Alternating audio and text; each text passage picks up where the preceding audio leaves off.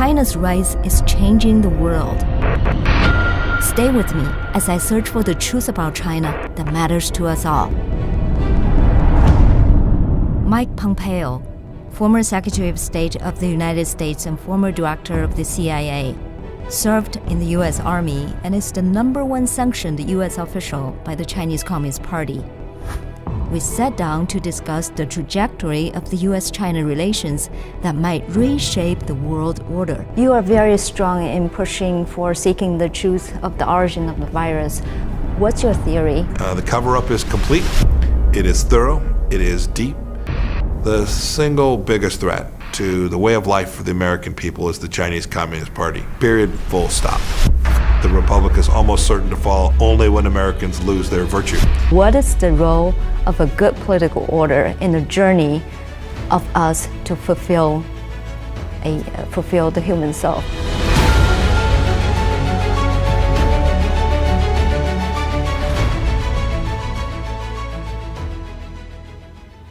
Thank you, Mr. Secretary, for joining Zoom in China today. It's great to be with you. Thank you so much for having me on the program. I'm looking forward very much to our conversation. I think the sad truth about the Chinese Communist Party is that they effectively control 1.4 billion Chinese people, and they have a strong economy. And I think to them, if you have those two things, you can basically do whatever in the world, and the world cannot do much about it because you hold 1.4 billion people hostages. And what's even worse is that you hold those people hostages probably not totally against their will. So how do America and the free world deal with a situation like that? This is not new in the annals of civilizational history. We have seen nations who had the capacity to control the information that their people receive, to dominate them. It's even more exaggerated today because the surveillance state is so deeply buried inside of China. The ability for Xi Jinping and the leaders of the MSS and the People's Liberation Army to all know what individual transactions look like. The digital currency is another step in this same surveillance state direction. So it's an enormous amount of power, but we've seen this before. We saw it in the Soviet Union, we saw it in Eastern Europe, we've seen this where people at some point understand that they're being denied the capacity to raise their family the way they want to live their lives the way they want to worship in the way they want to, and they're just not going to take it anymore. What can others do? What can others externally do? We should do the things that we have done all along when we found nation states that were trying to export that model around the world. We've said no. We said we're not going to accept it. We're not going to let you have favored status at the World Trade Organization. We're not going to let you continue to take science out of the World Health Organization. We're not going to allow you to trade in the United States on terms that are deeply disconnected. I mean, you know this, Simone. An American business that wants to invest in China has one set of rules, and a Chinese business that wants to invest in America gets to benefit from all the greatness of our nation here. That's crazy. And for the first time, the administration, President Trump and my team, for the first time, we pushed back against what the Chinese Communist Party had been taking advantage of here in the United States. It's unfair. Millions of American jobs destroyed, billions of dollars in American wealth transferred to China. It's unacceptable. I'm confident that the rest of the world can now see this, and we're starting to see nations all across the world push back against this very real threat. We slept on it for a long time here in the United States as well. For decades, we thought selling more trinkets would bring the Chinese Communist Party into alignment with a Western vision of basic human rights and the rule of law. That failed. It didn't happen. And I think the United States now understands that. I think the American people now understand that. We're going to get this right. I think the Trump administration and the State Department have achieved a lot in this regard, but I'm concerned with the people in China because they're so heavily influenced and controlled by the party. I think if you let the Chinese Communist Party to choose what they fear the most, is it 1.4 billion Chinese people to go against them or the rest of the world? I think they will choose the former. So how does the American leadership deal with this problem? Simona, I think you have it right. But when a government is more scared of its own people than anything else, that tells you all you need to know about the real authority that that government has. When they are afraid, when the truth destroys the regime, you know this is a weak leadership. You're spot on. I could talk about the South China Sea, or I could talk about what the Chinese were doing in Africa, and there'd be a little squawk from Global Times or the CCC. When I talked about the Chinese Communist Party having only fewer than a couple 100 million people out of 1.4 billion people, and I made a clear distinction between the Chinese leadership that wants an authoritarian, top-down surveillance state and people who want to live their lives, you could see how fragile the Chinese leadership was. This is a country that is desperately trying to hold on to power, a leadership that is desperately trying to hold on to power, and will use every tool in their kit bag to maintain it. What your question was, what can the rest of the world do? The rest of the world needs to shine a light on this. We need to be unequivocally clear about the things that the Chinese Communist Party is doing to people all across the world. There's going to be an Olympics scheduled in just a few months inside of China. The Genocide Olympics will be held inside of China if the International Olympic Committee doesn't get its head on straight and say, no, we're not going to have athletes from across the world travel to make Xi Jinping proud. This is fundamentally unacceptable. I hope that the International Olympic Committee will see the error in their way. In the United States, we moved an all-star game in about 12 hours, baseball all-star game.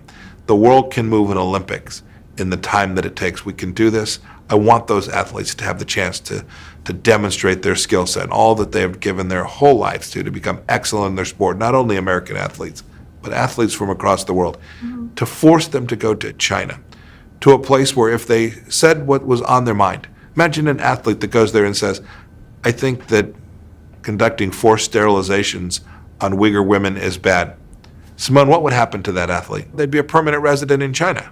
They wouldn't get to go home to their family. This is deeply concerning, and the world needs to use the tools that it has. China needs recognition from outside. It can't hold power if the world will come to demand that China simply behave like a normal nation. Those are the things we can do for every citizen of the world, including the people in China. Talking about the whole of government approach, I think the challenge for the U.S. government is you have such a short-term policy period compared to China. So how do you deal with China, deal with the CCP challenge using a whole of government long-term strategy? Yeah, your point's right. So it is a challenge, but it's also an enormous opportunity. It means when America gets it wrong, we can course correct. So our elections and our election cycle, I get how the world says, well, we may have a new policy in a couple years or in 4 years. I'm convinced that the challenge that the Chinese Communist Party poses to the world will be broadly bipartisan here inside the United States. I think Democrats understand it. I'll give you a good example. When we passed the Uyghur legislation imposing real sanctions on the Chinese leadership for what they're doing to the Uyghurs in the West, it got near unanimous support. Almost every Democrat and I think every Republican voted for that. This is not a policy that's going to flip going back and forth. Different administrations will take different views on how to prosecute this. But Secretary Blinken made clear he too believes genocide is taking place, is ongoing in the West. The leadership in this administration has made clear that they understand the threat to the American economy.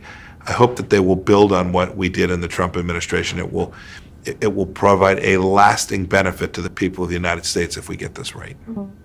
I think I agree with you. The two-party has reached an initial consensus on the Chinese Communist Party, and that's probably the only unifying factor for the two parties right now. Do you think eventually the two-party will reach a true consensus? Because I think there's still a little bit of difference because like the Democrats, they emphasize human rights. I mean, you emphasize human rights as well. But the Republicans, they put more emphasis on economic fairness and free trade and stuff like that. Do you think the two sides will converge eventually? My sense is that this challenge from the Chinese Communist Party requires every element of American power to be used, diplomatic and economic. You talked about the work that we do to protect religious freedom inside of China and to protect human rights. I actually think there's a pretty broad consensus already today. Clearly, different individuals, not even just parties, different individuals will have different judgments about the priorities and how we should push back, but I don't see there being any opposition to America confronting the Chinese Communist Party simply to demand that they behave like a normal nation. You have experience dealing with the Chinese leaders and the Chinese diplomats. China and U.S. had a meeting in Alaska this year, and Yang Jiechi lectured the American team for 20 minutes on Xinjiang and Taiwan. Was your experience dealing with them? If you were sitting across the table from Yang Jiechi, if he does that, what would you do? Well, it's always hard to know what one would do in the moment, but it didn't happen to me. I don't think Yang Jiechi would have approached the Trump administration in the same way. I think it was part that they were at the very beginning of the administration. I think the Chinese Communist Party wanted to send a message to the Biden administration. I don't think this was about Secretary Blinken in particular, or Jake Sullivan, the national security advisor who was there. I think this was the Chinese Communist Party sending a message. It was a corollary to the message they sent to us on January 21st when they sanctioned me. Right, when they sanctioned senior American leaders, that message wasn't about denying me the ability to travel to China. The message was, leaders in America, if you do what's right for your country, if you do the things that matter to American democracy, if you push back against the Chinese Communist Party, there will be personal costs imposed on you. This was a threat. And I think what you saw happen in China that day, or in Anchorage that day, was a threat. This is how Xi Jinping operates. You've seen this. He operates this way not only as to the United States, but to countries all across the world. When the Taiwanese are selling dried pineapple, when the Australians are selling wine, when African countries simply want to live their lives and build out power plants, they threaten, they coerce. They use their tools of power in ways that increase political capacity for the Chinese Communist Party to dominate these countries. That's their mission set. It's deeply inconsistent with how democracies in the world operate. These are the things that the United States needs to respond to, and when someone like Yang Jiechi goes on a tirade like that, it is the responsibility of American leaders to push back against it and make the claim that we know, that America is a force for good in the world, and that we're going to stand with people all across the world who are simply demanding their most fundamental human rights. Right. And that's why the way they behave is the reason why people in the world don't trust them. Sure, they lie, they're bullies, they demand that they get to have the debates on their terms. We've all seen this. Just watch their Twitter accounts, right, where they make a claim that says that the Wuhan virus came from the United States of America. When they deliver PPE across the world, that doesn't work. They now have a vaccine that they're attempting to ship all across the world. I'll leave to professionals to determine how effective that is. If I were a citizen of the world, I'd want a vaccine that came from the West. That would be something that if I wanted to protect myself and my family, I would prefer a Western vaccine. I pray that every vaccine that is delivered across the world delivers a good health outcome for whoever takes that vaccine. I truly do. Whether it's the Russian vaccine or the Chinese vaccine, it's important. We need to get the globe vaccinated. But it is very difficult to trust a regime who continues to deny the world the ability to understand how the heck this virus killed millions of people across the world, and the Chinese Communist Party says, nope, we're not going to let you know who patient zero is. We're not going to let you know how this got out of our country. We're not going to let your scientists in to help us make sure that something like this never happens again from one of our poorly run, unsafe biolaboratories. The Chinese Communist Party continues to threaten the world by their incapacity to understand the risk of what they're actually doing in these biolabs. And so, your point is well taken. When the world sees the Chinese Communist Party show up, they don't trust them, they don't believe that they're telling them the truth, and they are loath to work with them except in the conditions which they're required to. You are very strong in pushing for seeking the truth of the origin of the virus. What's your theory right now? Assessment of that search? So we don't know the answer. The cover-up is complete. It is thorough. It is deep. They disappeared journalists. They disappeared doctors. But this is how authoritarian regimes operate. We saw this, right? Think about Chernobyl, right? Think about what happened there. This is the same kind of cover-up. Authoritarian regimes reflexively deny the world access when they get it wrong. Every piece of evidence that we have seen to date suggests this came from the Wuhan Institute of Virology, that it was likely a leak from that laboratory, and that they were unable to control the work that they were performing. The gain-of-function research that they were likely performing in that laboratory somehow escaped from that lab. I can't prove it to you. I can't lay out the facts for you today, but I can certainly give you an enormous amount of evidence, a circumstantial case that suggests that that is the most likely place where this virus originated. Media reports indicate that the American government has indirectly funded the gain-of-function research in the Wuhan Virology Institute. Do you think that project will be defunded by the American government altogether in the future? Goodness gracious, I hope so. But you're not sure. Well, we certainly shouldn't take American taxpayer money to support Chinese activity that is being performed in a way that is unsafe. We have an obligation to get it right when we do work here in our laboratories in the United States, just like every other country does. The Chinese Communist Party has demonstrated, not just with the Wuhan virus, but multiple times, that their biosafety expertise is not up to global standards. I wish Dr. Tedros and the WHO cared about this as much as the American people must. We certainly shouldn't be underwriting unsafe laboratories. When you and President Trump reordered the China policy, what was the resistance you met and why?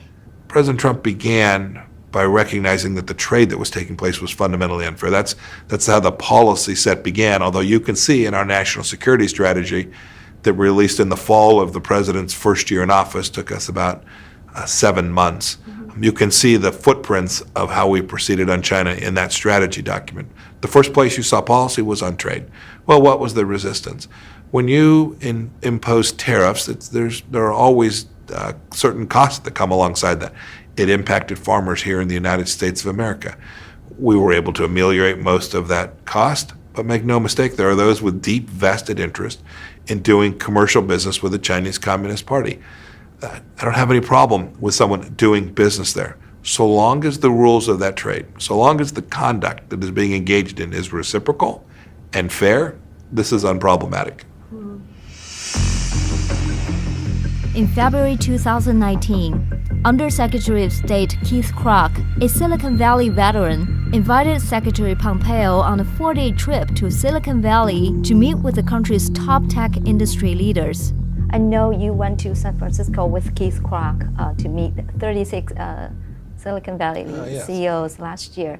What was the goal of that meeting and what did you learn from them? We spent an awful lot of time listening to technology leaders, to leaders in the finance sector, to help us understand how they experienced their relations with the Chinese Communist Party, what they saw inside of that country. They were doing big business with them. They had high-end technology.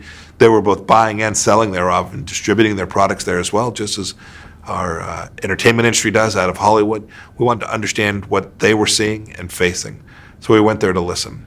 We also went there to educate, and we spent an awful lot of time doing that. We know that they don't have access to the same level of information that the United States government has. We wanted to take that information that we could, that was unclassified, and just explain to them, give them the bigger picture understanding. If you're a startup company in Silicon Valley and you found a Chinese entrepreneur doing business with you, that all looks good.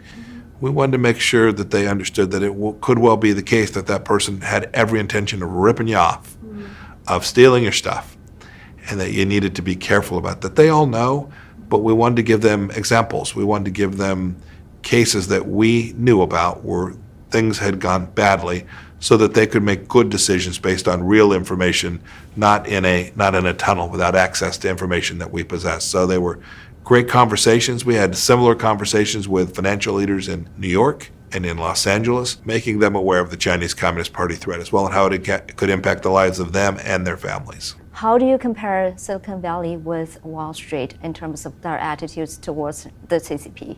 You can't paint with that broad a brush to like two locations. There are people on Wall Street who understand the challenge and are prepared to support freedom-loving people across the world. There are those who just are there and want to make a buck. I'd say the same in Silicon Valley and in Austin and all the places where we have great technology here in the United States. All the Trump administration ever asked was to make sure that we could secure our intellectual property, that we could trade on a fair and reciprocal basis. If someone is investing in the United States, we need to know who they are. We need to make sure they are not connected to a United Front operation here in the United States. You saw, Simone, we had failed at that, and ultimately we had to close down the Chinese consulate in Houston, where there was a sophisticated den of spies operating. They were stealing intellectual property from American energy companies. They were conducting activities at our research institutions that are inconsistent with their diplomatic requirements, and we shut it down. These are the kind of things that the United States must do if we're going to confront the challenge that Xi Jinping presents to us. Out of the 36 CEOs that you met with in Silicon Valley, what percentage of them are just for money? They all love America, right? They all know how much they have benefited from operating in a place where there's the rule of law and property rights and a legal system that give them recourse, and an educational system that provides them with the most innovative talent and engineers. They get it. They want to make sure they preserve it. I take them all to be deeply patriotic to work and trying to work alongside. They have interests. They have shareholders. They have boards of directors. They have real responsibilities. We need to work alongside them, not in an adversarial way, to work alongside them to help them understand and to help them work within the confines that make sense. I think a big proportion of the American population has concerns with Silicon Valley people and Wall Street people, but you are still confident that they can turn around. They are mostly people of the left inside of our democratic institutions, right? These big tech companies are mostly populated in the states that we have that are heavily liberal. That means that they have a view of things that is different. The policies that they propose are radically different from the ones that someone like me, a conservative Republican, would provide for. We have to deliver on American national security. This can't become a partisan issue. And that's one of the things we went to share with them, that there is real risk to their business. I can tell you about stories of some of America's biggest companies where their product is on every laptop inside of China and their revenue is near zero. Stolen intellectual property sitting in the hands of the Chinese Communist Party being used in an adversarial way against the United States of America. That is reckless. These companies need to understand this risk, and I think when they do, they'll begin to conform their behavior in a way that makes sense for their business and for the country. Israel and Palestinian. Last week, the Israeli and Palestinian conflict exploded. That's not the only thing. Recently, China, Iran, and North Korea all had problems, aggressive movements. Are these all just coincidences, or they happened all together at this moment for a reason? Well, it's hard to know. It's hard to try and link these things up. But it's clear that the world respected what we did in the Trump administration. They understood we were serious. We understood we would listen to their concerns. They understood that if they crossed a line that we laid out for them, that we would respond exactly as we had told them they would. I give you Iran. We made clear to the Iranian regime that there were lines they couldn't cross, and when they crossed one of them, we took down their most senior military leader, Qasem Soleimani. This was a serious deterrence model that said to the Iranians, this far and no further. We put pressure on the Iranians. We denied them massive amount of resources to conduct terror campaigns. This administration came in and flipped the switch, went a different direction, immediately went and sat down in Vienna and said, we want to go back into this old, tired, failed nuclear deal. This is going to allow your regime to have access to literally billions of dollars. And what do you see? You see Iranian-backed Hamas terrorists launching missiles into Israel today. Look, tyrants and authoritarians respect power, reasonably used, and they understand governments who tell the truth and are prepared to deliver on the things that they say. I'm proud that that's what we did in the Trump administration. It was a very restrained foreign policy. We didn't send thousands and thousands of our soldiers all around the world. It wasn't our model. Our model was one that said speak clearly, speak in a restrained way, lead coalitions, whether that's the Quad or the Abraham Accords, or all to build NATO, right? We improved these coalitions and their capacity to deter aggression. When you undermine that, when you walk away from that, and the world doesn't see you as serious or determined, you get responses from these authoritarians that will test and test and test and take a mile when one gives them an inch. How do you balance? I mean, in the past administrations, U.S. spent a lot of energy on Middle East and leaving very little energy for China. And now China becomes ever more powerful. Now the Middle East is descending into chaos. How do you balance the threat of China and Middle East today? Well, Simone, it's a good question. You start with America first. Okay. In the end, we were always very clear that wherever we were working, wherever the president sent me, whether that was to Europe to build out NATO, whether it was to Asia to talk about how the Quad and countries around the region could work together, we were preserving the things that matter to Americans, our security, our freedom, and our prosperity. When we get that right, the world is safer. The world is a better place. I'm convinced of this. As for allocation of resources, the single biggest threat to the way of life for the American people is the Chinese Communist Party. Period, full stop. That's just the reality of what we'll all experience over the next 5, 10, and 25 years. We can still deliver coalition support in the Middle East while we're confronting the Chinese Communist Party. They are not exclusive. Last thought, they're not disconnected. The Chinese know this too.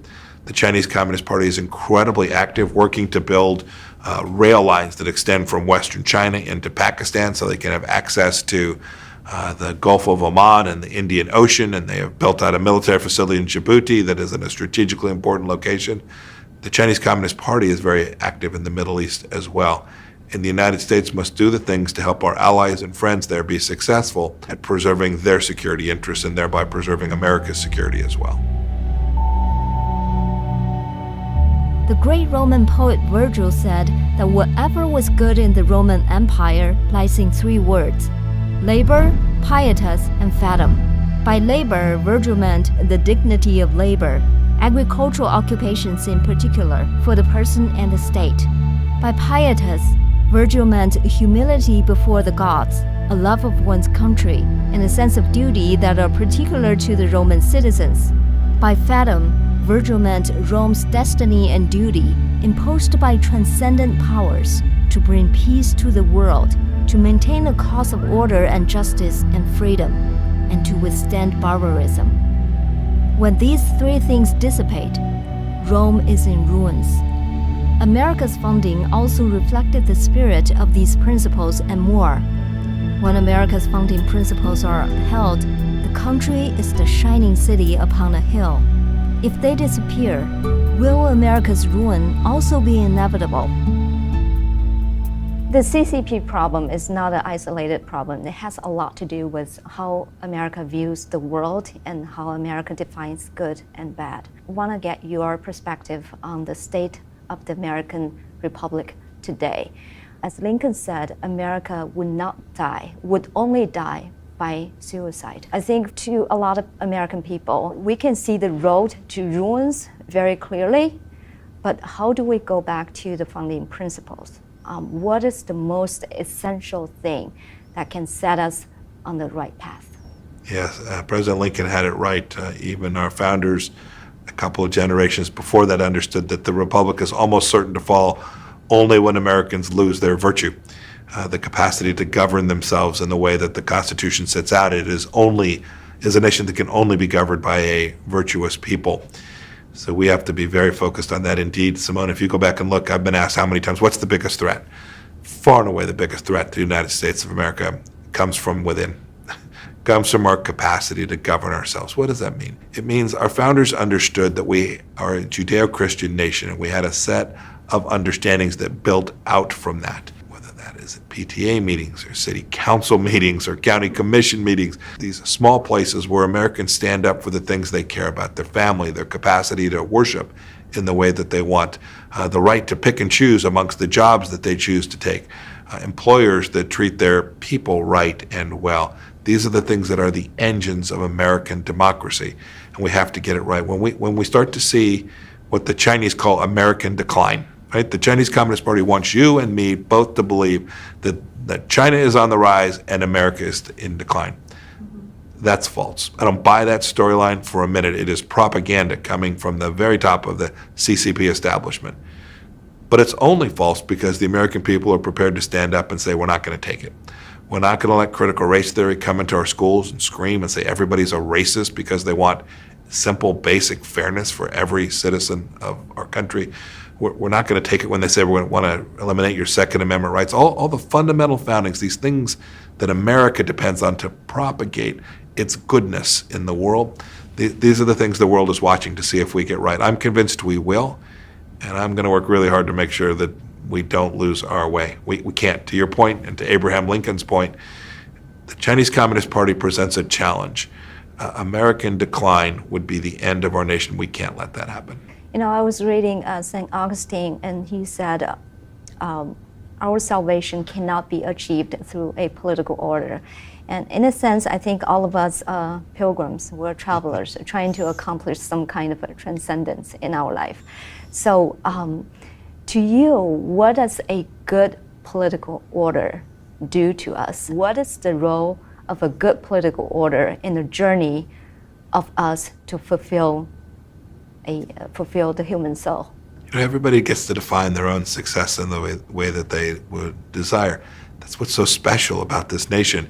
The contrast between a citizen who lives in Western America, in rural parts, a place like Kansas that I'm from, can choose a life in agriculture, can choose a life in the aerospace industry, can choose to marry whomever they choose, gets to worship in the way that they want to. Contrast that with a citizen who grows up in a rural part of China, who, if they manage to escape destitute poverty, will live in a place where the Chinese Communist Party dictates every element of their being, how many children they can have, whether they're permitted to worship, and if so, how, almost certainly not.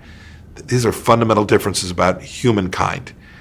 As a Christian and as an American, I believe that every human being is built out, created in the image of God, and that these rights, these transcendent rights that St. Augustine would have spoken about in what you read, accrue to each individual. The United States recognizes that, and that's what keeps our country special. There are other places in the world that recognize this too, but there's no place like the United States that has taken this to heart in such a serious way, and upon which the very foundations of our democracy depend.